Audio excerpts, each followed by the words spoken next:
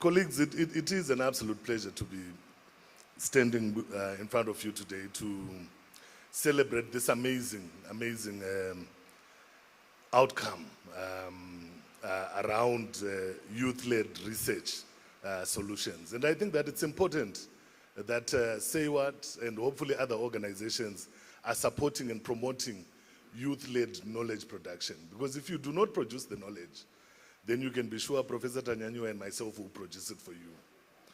And when we produce it for you, it will be rigorous. It will be methodologically well-grounded. But it may miss certain nuances that only you understand because you are the ones who are hurting and you know where it is hurting most.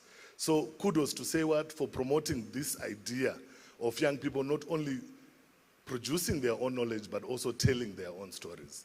A round of applause for that. Yeah, so if I see that my points are not hitting where I feel you need to be clapping, I'll tell you to clap. But yeah, it really is a commendable thing. And you know, when the panel was giving its feedback and reflections, initially I thought, you know, the first round, these guys, do they really intend to help these young researchers? Or they just want to say, well done, well done. Until later on in the process, I realized, hey, when they came back, they were a little too vicious. I had to step outside. But I want to say that the process of growth and development in terms of knowledge production can only be bettered if you receive critical feedback. If we applaud you and tell you that what you have done is okay, it's good, and we end there, we are not helping you develop as knowledge producers, we are not helping you develop as researchers, and we are not helping you to be authoritative enough to be able to have the kind of impact that you seek to have with institutions like Parliament. So take the critique, see how you can be able to use it to improve the work that you have already started developing, and to the extent that is possible, be skeptical, even of your own findings.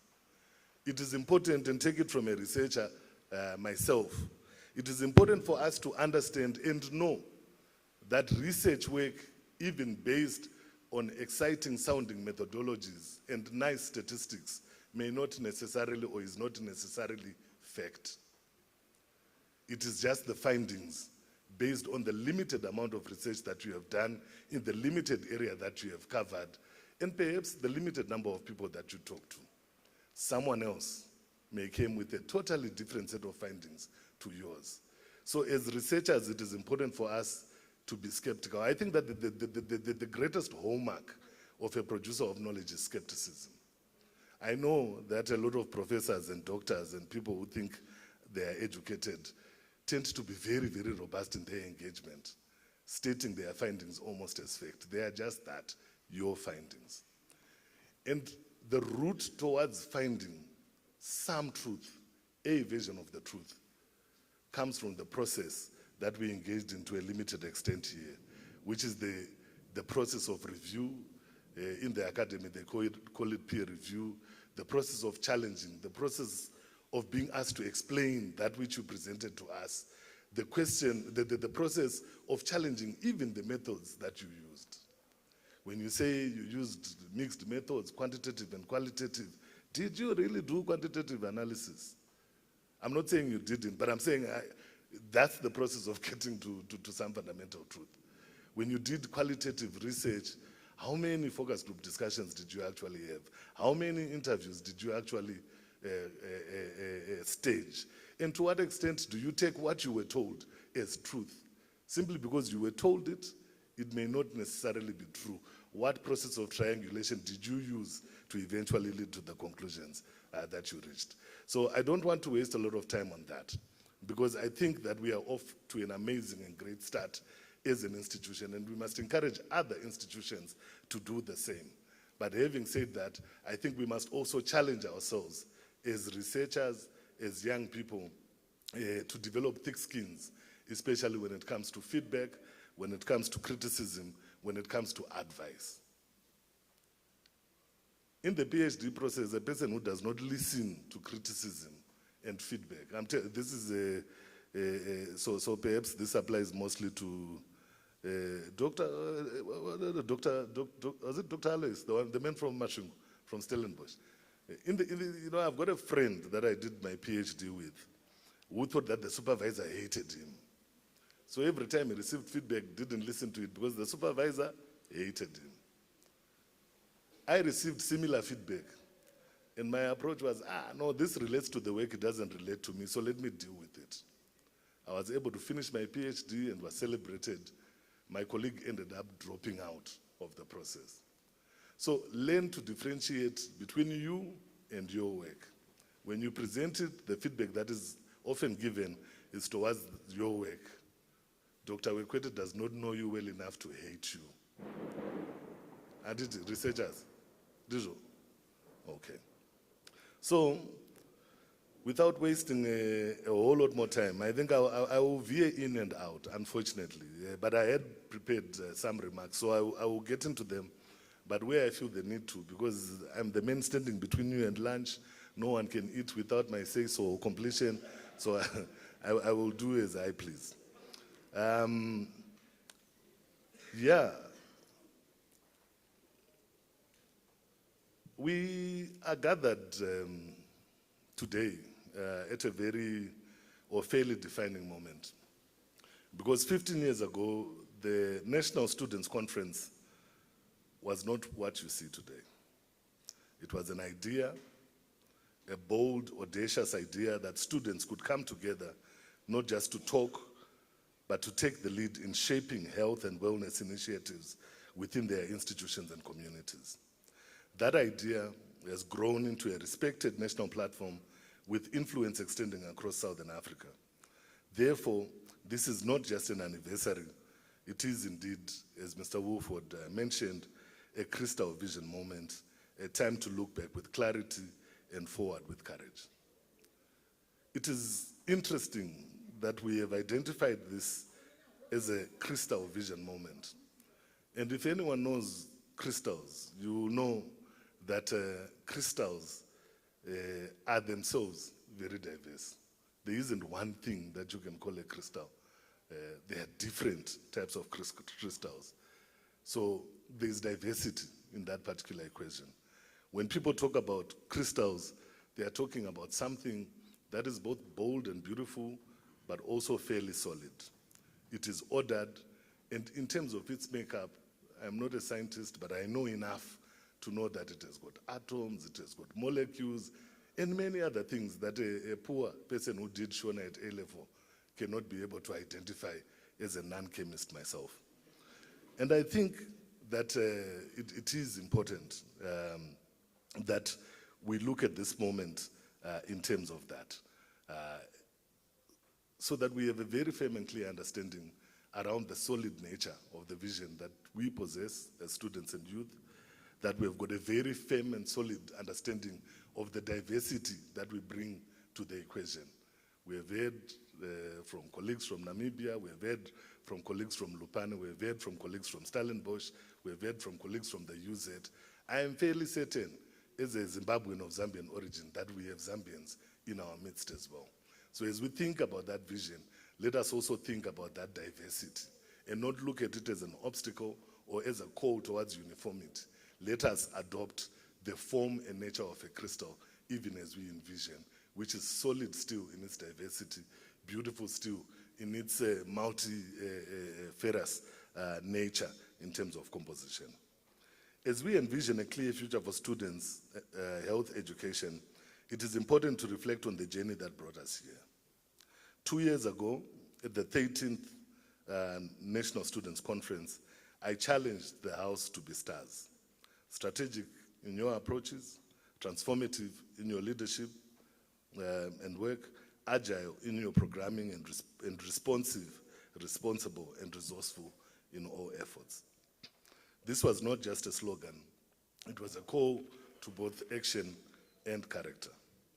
Today, I am proud to see students living these principles, driving advocacy with evidence, and shaping the next chapter. And they are doing so through telling their own stories, conducting their own research, sharing it in their own voice, And that is indeed fundamental. And it is phenomenal. As I mentioned, no one knows better than me where it hurts on my body. And there is no way that we can be able to tell stories about students and youths' sexual and reproductive health rights without necessarily engaging and being led by young people themselves. And it's important also for the very, very important reason that researchers, even though our panel was made up of people who identified themselves as parliamentary researchers, doctors, and professors, that at the end of the day, a researcher is not a special type of a person. But any one of us can be a special type of a researcher, as long as we are given the correct tools, grounding, and training. And I don't think that as we think about shaping the next chapter through the stories that we tell, the findings that we present, that we are attempting to become the next Institute for Development Planning and Management, or the University of Zimbabwe, or the Zimbabwe Open University. I think that part of the challenge that you have as members of SEWAT, as the National Council doing research, is actually a challenge that lies between meeting people where they are. So you are doing research, the methods that you're using are solid and respectable. That is what gives credibility to your research. But in terms of the uptake element of your research, it would be interesting to see this research being translated into things that people can actually consume on a factual basis on WhatsApp, on TikTok, on Twitter, on Instagram, on Discord. The idea is not to transform young people in SEWAT into the professors and doctors that we saw up here, but to become credible channels of information who have the knowledge of how to meet their peers where they are, using methods that they understand, language that they understand, as long as the methods towards getting there are rigorous. Is that clear?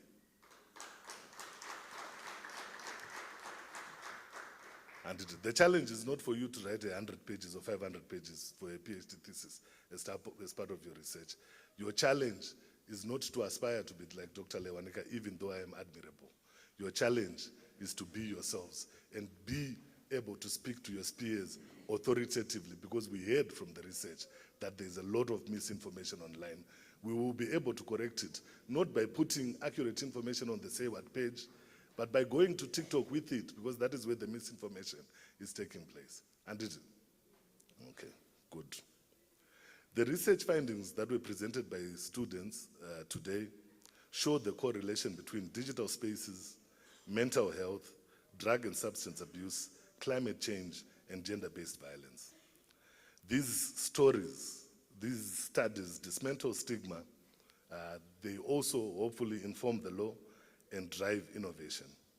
I commend the young people who were brave enough to conduct this work, for taking space and ensuring solutions to the complexities of our time that are not parachuted from above, but grown from lived realities and coming from below.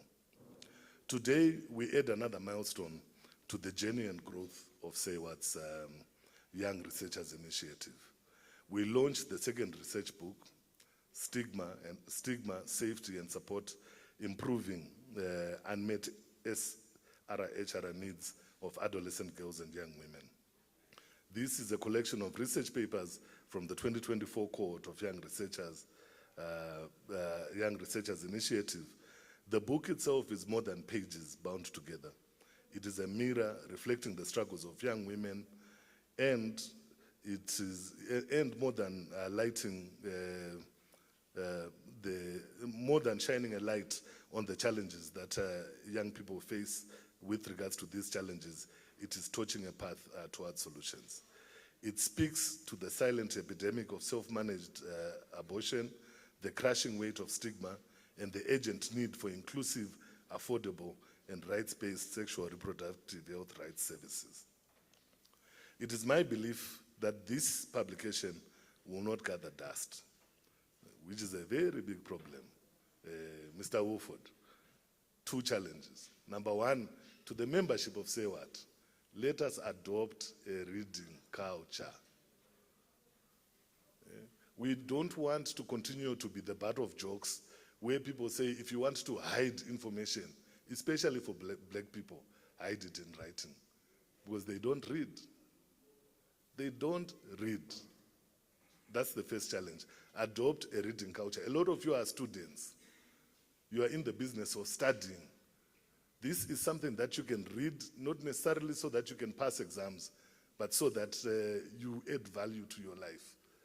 Because this knowledge that is contained in this book is relevant, not just for purposes of changing laws and advocacy and stuff like that, but you might encounter a narrative, a story, a finding that speaks to you personally. We have a lot of challenges as young people. I can guarantee you some of the answers are in the book, so read. That's the first challenge to the membership of Say What. Second challenge, to Say What as an institution. I love books. I hope that one day when I grow up, I become a professor like Tanyanyeo. But these are the people you're dealing with. They don't like reading. Their attention span is said to be limited. If it is not said, if it is not seen, if it is not a meme, they are unlikely to engage with it. So let's find ways of transforming that book into information that they can actually consume. Again, we go back to the place of meeting these people where they are. Perhaps it's a challenge you placed on Jimmy, because Jimmy and I are roughly the same age. And Jimmy and I roughly possess similar skills. Perhaps this is a task left to themselves to say, okay, we have findings, we have a book, how do we make it make sense to your peers? And then they can be managed by Ms. Michaels. So those are the two challenges. It is also my belief that this publication will not gather dust. It will inform Parliament, guide policy, empower communities, inform peers. As we speak, Zimbabwe is rewriting its reproductive health narrative. The Termination of Pregnancy Act is under review to expand access and removing archaic barriers. And this book contributes to reforms that will save life, dignity, and choice. That is the power of evidence, the impact of young voices that speak up for their health and education rights. May policymakers present today take this book as an influential tool amidst all ongoing deliberations. Remember, nations progress when they listen to their young people. As this conference continues, I urge all students and youths to embrace evidence presented within your reflections. I heard that there is going to be exciting things happening during the course of this day, and that whatever questions people may have are likely to be answered. That is the promise from the Masters of Ceremonies. And I'm hoping, I'm hoping that the outputs that we see in the form of this book will be part and parcel of that which you are offering people and saying we'll answer those questions. I always tell people that we must not undervalue the power of community. Imagine if we had those research presentations and not had the panel. We would be so much poorer on account of that. But now we have heard from the panel, which is the panel of experts, we have heard from the researchers, but we are yet to hear from the people affected. And I'm hoping that the afternoon presents opportunities for these people to engage with their peers on the findings that are contained in that particular book. Moving forward with Crystal Vision as stars in Notion and with the research at the heart of our quest for justice and health for every student and every community, I hope that we can be able to understand and appreciate the fact that research is our voice, and that we are able to use it to speak boldly and influence relentlessly sustainable development agendas, and also the Sustainable Development Goals, Vision 2030, and the Pact of the Future. The development partners in civil society, continue to invest in knowledge as it is the most sustainable currency of change. To Say What, I look forward to the next research publication on the convergence of digital spaces with mental health, drug and substance abuse, climate change, and gender-based violence as presented today.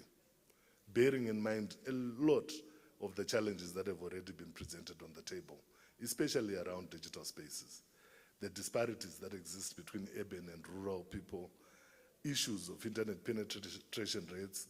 I know an authority has already said internet penetration is not a challenge, but we hear and we know that there are disparities, and we can only get to them when we get into granular details, so that we can be able to fashion interventions and suggest policy changes that are actually fit for purpose.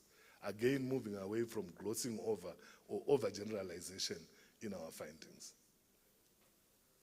Whatever you found is relevant, it is important, but it probably is sui generis.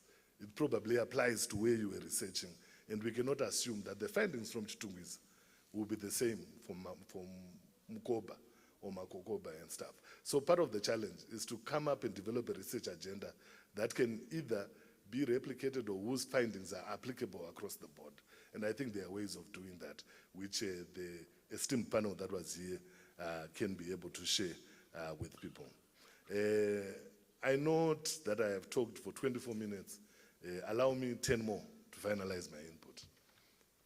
I'm just playing with you. This is the part where you laugh. Okay, so that leads to a near conclusion for the submissions that I had prepared for today. I think that what we are doing is a beautiful thing.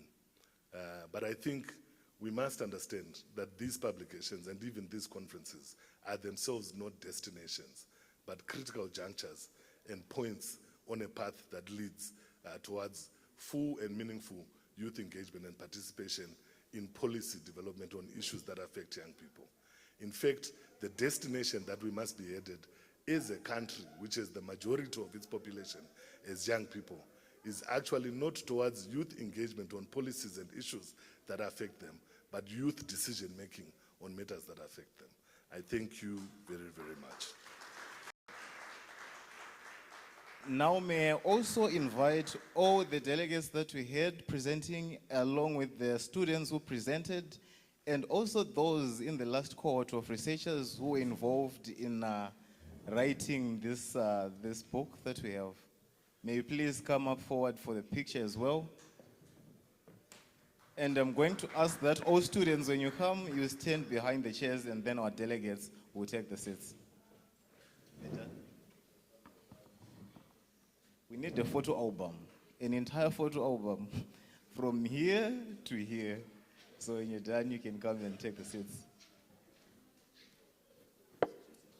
And I would like to assure you, ladies and gentlemen, this is the only thing standing between you and your delicious meal. May I have the students who helped in the research or were in the research cohort?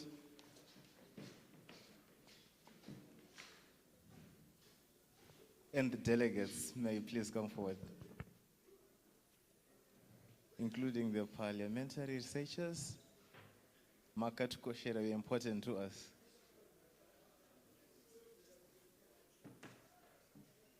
Okay. The students, including those who presented today, Rafiq,